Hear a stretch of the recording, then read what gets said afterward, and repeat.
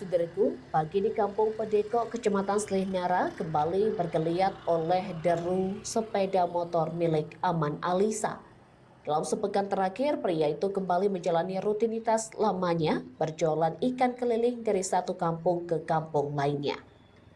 Selama 2 tahun terakhir, Aman Alisa menggantungkan hidup dari profesi tersebut. Namun aktivitasnya sempat terhenti akibat banjir bandang dan tanah longsor yang memutus akses jalan serta jembatan dari Biren, jalur utama distribusi ikan laut ke Aceh Tengah. Kini, seiring jalur pasokan yang mulai pulih, Aman Alisa kembali menyusuri kawasan Angkop, Genting Gerbang, Pulang Mancung, hingga sejumlah kampung lain di wilayah Silinara. Setiap hari sejak pukul 4 waktu Indonesia Barat pagi, ia sudah berada di pasar ikan Takengon. Bersama ratusan pedagang ikan keliling lainnya, Aman Alisa membeli ikan dari pedagang asal Biren untuk kemudian dijajakan kembali menggunakan sepeda motor.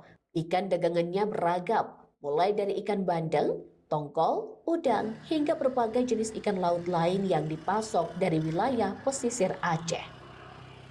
Alhamdulillah sudah mulai berjualan ikan lagi setelah sempat terhenti sejenak, ujar Aman Alisa saat ditemui Tribun Gayo di Pasar Ikan Takengon pada Selasa 30 Desember. Saat pasokan ikan laut terputus, Aman Alisa memilih tak berpangku tangan. Demi memenuhi kebutuhan keluarga, ia beralih menjual sembako dan kebutuhan harian lainnya. Barang dagangan tersebut ia ambil dari Camp Bener Meriah untuk kemudian dijual kembali kepada pelanggan di Silinara. Kini ketika keadaan perlahan membaik, ia kembali ke profesi lamanya. Kisah Aman Alisa menjadi potret keteguhan masyarakat kecil tentang kerja keras yang tak surut oleh bencana, serta harapan yang terus dijaga dari subuh hingga senja. Dari Aceh Tengah, Fikar Weeda, Tribun Gayo.